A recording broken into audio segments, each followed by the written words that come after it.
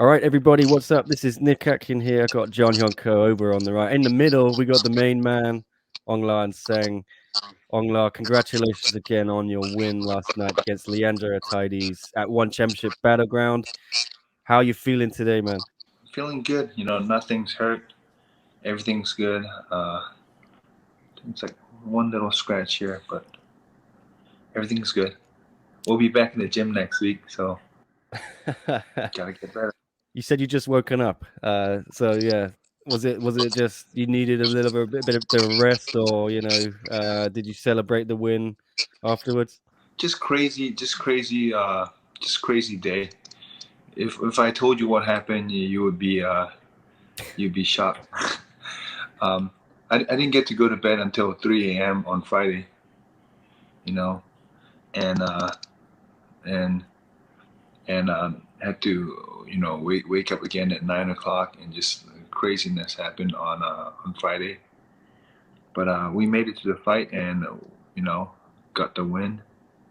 But leading up to the fight was pretty stressful.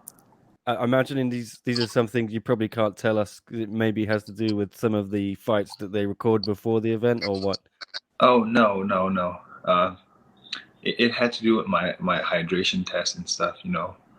My hydration was off, and it was very stressful. I almost I almost gave up on that, but it was just stressful. Couldn't sleep, or couldn't eat, just to make sure my hydration was right. So, but everything, I mean, nothing went right, but we got it done. Yeah, I just wanted to ask you about that as well, because I saw you came in, I think it was 3 kilograms overweight. Yeah. What was that? Just because you were still, it was quite a quick turnaround from your last fight, which was obviously at light heavyweight. So because I chugged 2 liters of water, 2.5 liters of water. So to pass the hydration test, on the initial test I was over, and my hydration was over, but my weight was under.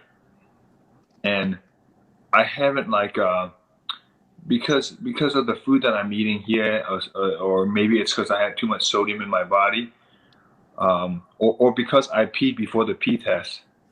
My kidney or something wasn't functioning right, so it was very stressful. well, gladly, it was all fine in the end. You got great first round knockout, absolutely spectacular. John, you were watching it on our live stream. I wasn't able to make it, but I bet you enjoyed that one. How it was a great finish. It was a phenomenal finish. On the live stream, we had like 100,000 people, and most of them from Myanmar, just in the comments. I don't know what they wrote. I mean, I don't speak the language, but it must have been good things. They were going crazy. Let's talk about the knockout. Did you expect that to happen, a first round knockout, or were you expecting to go like into the second and third? I expected a finish, on the feet. If you know Leandro's style, he's a little bit his guard is not very high, but he's very explosive, and he can crack. But if you are intimidated by that, then he takes advantage of that, and I wasn't gonna let him intimidate me, and I was gonna impose my game plan, which is to keep the pressure on him. And I train with a lot of explosive guys in our gym. You don't get more explosive than Anthony Johnson. You don't get more explosive than like Phil Hawes and people like that. So I kind of expected that. I expected the explosion, so I kept my guard tight. A lot of my friends said, "Man, that was a scary shootout." That looked like a scary shootout, but it's not really a shootout if you have a guard. So, but he did some things good. His takedown was on point. Yeah, I expected high pressure from me, and just a little higher pace. After the grappling exchange, when you guys both got back up, it seemed like Leandro slowed down a little bit. Did you notice that inside the cage? I knew he was going to slow down. I knew in the exchanges when I started landing shots to the body, because body shots, I don't know if you know this, but in a fight, when you throw a body shot, it slows you down. And then the grappling exchange to the striking exchange will slow you down as well. So, you know, conditioning, if you want to sap people's conditioning, you make them wrestle and you make them strike. And if you want to sap them even more, you attack the body. You know, so I So sound like an expert. I sound like an expert. You are an It's expert. You're in there doing it. It's what it is, you know. Yeah. Well, you're surrounded by the experts, and you're an expert, you know, by trade. And you know, take us to the final combination, because that was like some video game stuff right there, right? Like when you hit him with the final blow, he dropped instantly. Was he completely knocked out? Like it seemed like it. Yeah, I think the knee to the body started. The knee to the body started the guard becoming down, and as soon as I landed that right hook, I felt that, you know, he was feeling it, and we drill a lot of that stuff with Henry, you know, throwing around the guard, and the last right hook, I think I hit him with like 7 shots on there, 7 punches there. The last right hook put him down, you know. And the ref, you know, stopped it like before I could finish on the ground and pound, but I don't think that was necessary. He was already out. It was a good stoppage. Before I swing it back to Nick, there's some videos out there. The one is with your youngest. They saw you on the she saw you on the screen. You ran to the TV. That was cute. And then your teammates watching the fight in the morning at the gym. Take us into your mind when you see that footage. Man, we have something special going in, you know, at Sanford. It's like a brotherhood, you know, brotherhood of just warriors. No drama, no bullshit. We just work. We just have a great friendship. We just have a great bond together. We want to see each of us succeed. You know, we want to see every one of us succeed, and it's a good environment, man. It's you don't have to ask somebody. You know, they can they'll do it for you. They expect, you know, they expect you to do well, and they want you to do well. So it's a great group of guys to work with. What did you say to Chatri Hong when you walked over to him after the finish, outside the cage? That keep me busy. So after the Leandro's fight, what I said was like, I'm not afraid of nobody, because in his interview, he said, like, I think it was a couple years ago, he said that I'm afraid to fight him or something like that in that line. I don't know his exact words, but there was a time in 2018 we were supposed to be matched up. I signed the contract already, and then he got injured. And then somewhere down the line in an interview, he said, I don't know why he doesn't want to fight me. Maybe he's scared, something like that in that line. And I said, I'm not scared of nobody. There's not a single fight that I've turned down. If I turn down a fight, I should probably stop fighting. You know, if I'm gonna turn down a fight that's in front of me, given in front of me, I should stop fighting. And if you look at my record, it's not that stellar. You know, it's not like I had to protect my record. You know, I just want to put on a show for the fan, you know, and put on the fights, be the best mixed martial artist I can be.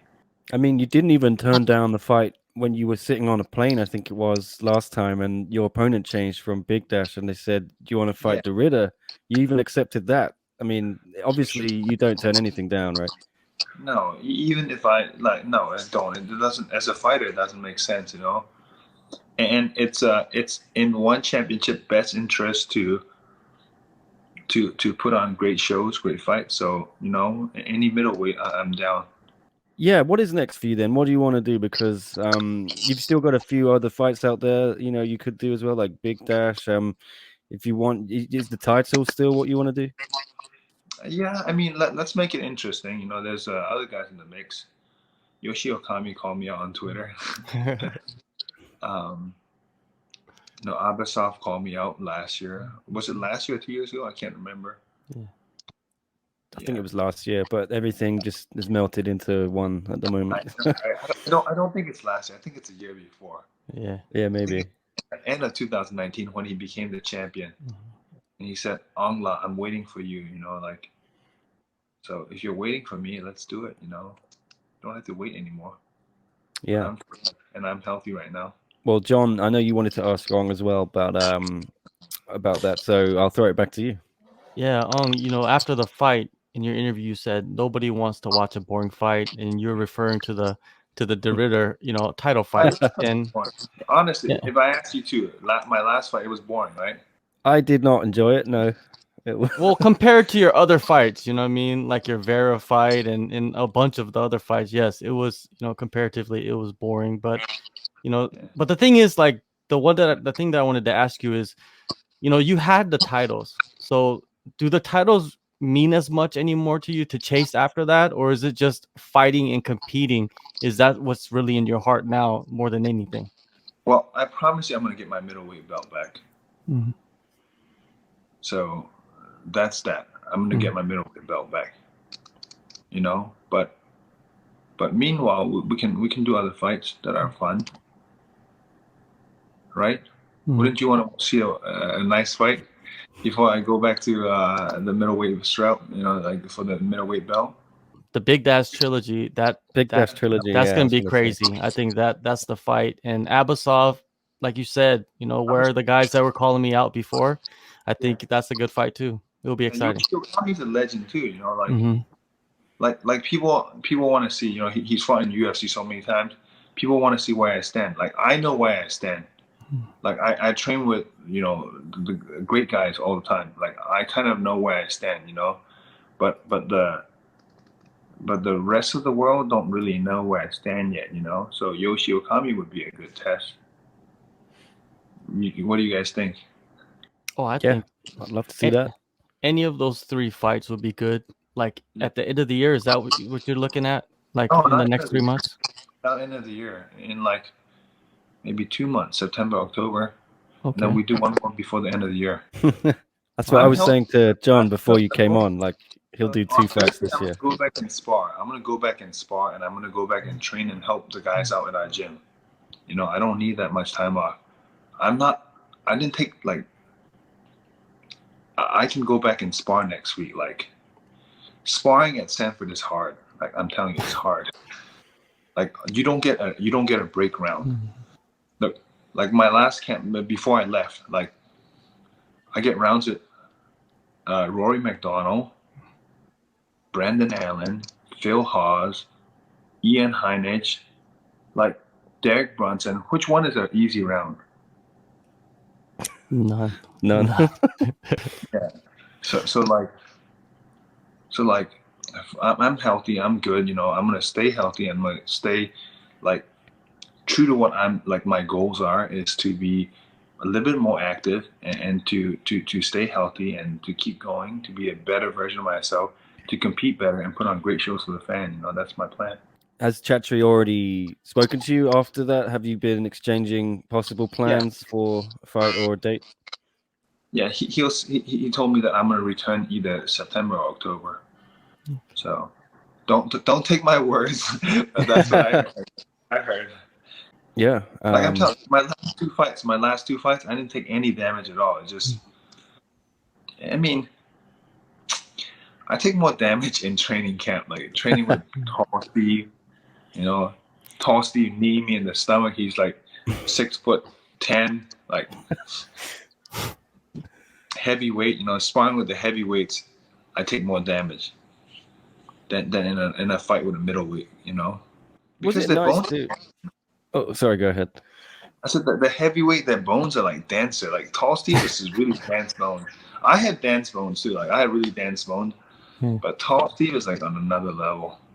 What did you think on when Leandro took you down? Were you thinking, "Oh no, here we go again. Like I'm gonna have another boring fight," or were you confident No, in your ability to get out? no, I was pretty confident. Like you know, the issue with Rainier is he's very long, and I have that kind of issue with that body type. And he's very like like he has that style that's very different from Leandro's. And I for this camp I purposely work with Leandro's body type, you know, like Phil Hawes, Ian Heinich, and Impa, like the guys that are built bigger, you know, and and and I work. I mean, beginning of the camp they held me down pretty good, but towards the end of the camp I was able to at least get up and make a scramble, you know. So was I like I wasn't too worried. I'm just okay. You're in this position now. In fact, I had good wrist control, and I was able to strike off of my back too. You know, so it wasn't like I wasn't in too much of a danger. I felt like.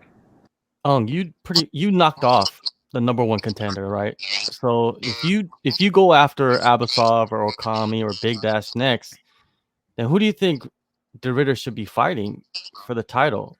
Or is he just gonna sit back? Do you think that's the plan, or what's going on with him? I don't care. He can keep shining that belt. No. He can fight Ajan or whatever. It doesn't matter to me. Or whoever, like as a champion, you should defend. You know, you should defend your belt. But for me, it's like be a better version of yourself. Be a better mixed martial artist. And keep growing and keep progressing. You know, I can't think too much about other people. You know, when I should be thinking about becoming a better person, or becoming a better mixed martial artist. I believe either ONE Championship or Chatri put up a post saying who should we sign next or who should I sign next, and then Stipe Miocic jumps in the comments and it's showing interest, and I was like, what? What did you think? What did you think? How'd you react to that? I'll fight Stipe. No, that'd be cool though, huh? Wouldn't that be cool? Yeah. And then Ashan said he'll revenge DC. Yeah. It's always fun. It is. But yeah, that'd be cool. You know, I think it's good that ONE Championship is getting attention. Even stateside, you know, even from like UFC fighters. A lot of my friends are, you know, UFC fighters too. You know? So a lot of my friends are Bellator fighter, and we interchange, you know, what goes through each promotion and stuff. So it's kind of cool. You play a big part in that, though. A huge part in that is because you do represent the organization over there, and you train at one of the best teams in the world. And like you said, all of your friends are fighters in these other organizations that are the top in the world.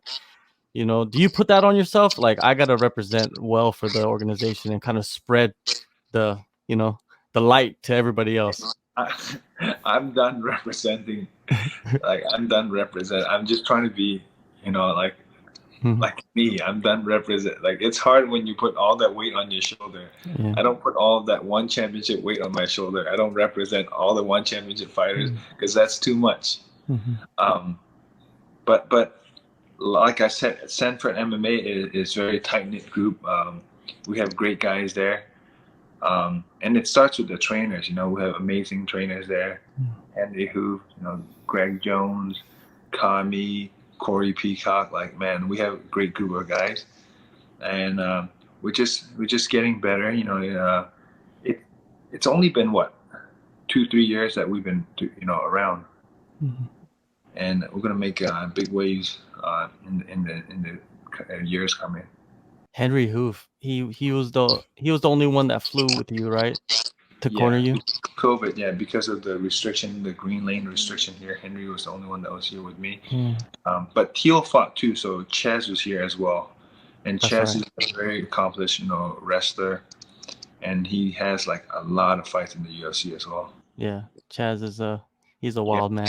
Hey, did you see his fight where he jump kicks a guy and chokes him out? When I watched it, I didn't know Chaz at that time, and I was like, "Holy smokes, this is a crazy dude." Chaz is so cool, though. You see how wide he is? His torso is bigger than my torso, and he's a featherweight. It's crazy. Yeah. Well, how are you guys doing? Yeah, we're good. I'm really tired as well. I know you look tired. That's why I'm asking. How are you doing? I'm doing the Olympics for SCMP, so I'm working like every day, 15 hours. So it was really fun to watch some MMA last night. Actually, thank you. You were like my first non-Olympics thing for the last 10 days. I hope you enjoyed my fight. I did. I was like, oh yeah, cheering really loud, man, because you know, you're a good dude. I really enjoy interviewing you and speaking to you. Very nice guy, and I was very happy for you on, because I know the last 2 fights didn't go your way, and No, it was in Singapore too, man. Could you imagine flying back yeah, all day, 20 some hours? yeah. I mean, was that like? Did it feel like a bit of pressure off your shoulders? Did you ever doubt yourself after those last 2 fights? No, I didn't have like I didn't have doubts. I knew what I was capable of. But it is hard when you lose back to back in the same city, same arena, in the same hotel. You know, it is kind of hard. And then you go through this crazy couple days. It is hard. You know, it is hard. Lack of sleep, you know, jet lag. It is hard. You know, I'm not going to say it wasn't hard, but it was mentally really draining. But, you know, adversity is what makes champions and what makes you a stronger person. So you got to take it as it is. All right. Yeah, John. Sorry, I didn't let you say how you're doing. Ong asked you how you're doing as well. I'm good. I'm good, man. I'm good. I'm doing my thing out here. So Lots of events this weekend, right? yeah, for sure. For sure. It's gonna be a good weekend, and it's gonna be a good rest of the year. Lot of big fights, and I'm excited, man. You can't complain, man. You can't complain. Life is not bad. Sure. For sure. I was in the arena on the mats warming up, and I looked down on the mats and I said, man, you shouldn't complain. You know, you should be happy that you get to do what you love. And I looked at the mats, and it's not going to be too much longer that you won't be able to be on these mats again. So enjoy this moment. You know, same thing for you guys. Enjoy what you guys do. For sure. I would enjoy it more if we could have been there in Singapore watching you next to the cage, man. That life. Hopefully soon. So when I got in the cage, I looked around. I said, man, I wish this place was full. Yeah. Yeah. Maybe next year. Yeah, maybe. I'm vaccinated, so. Yeah. I think, John, you just got your shot, didn't you? I've had mine too. Yeah, I'm getting my second one in about a week, so I'll be good. Be prepared to get sick. Yeah. Did you get that thing on your arm? Did it feel dead? Me? Yeah. This arm? Oh my god. No, it wasn't. It wasn't so much here, but I had the very similar symptoms, like congestion and just sneezing and just, you know, similar symptoms as the real thing. So. Did you ever think about, oh, I don't want to take it because it might affect my training camp or something like that? Was that a consideration, how it would affect your body and going into this fight? No, because when I had the real thing, it was about Oh, yeah. within a week or so I was fine, you know.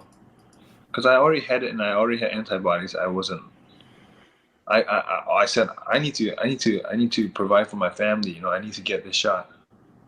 And if it wasn't for that, I would not have gotten the vaccine.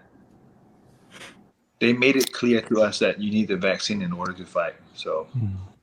Well, glad we can see you fight again, and yeah, I really hope we can actually be there sometime before you no longer fighting again. But I'm sure you've got a few more years left, so hopefully we can get out there and catch you again. But I think we got to wrap up because the men to speak to Victoria Lee as well. So congratulations to her. Bye, guys. Yeah, thank you so much, Aung La. I really appreciate it. Congratulations again, man.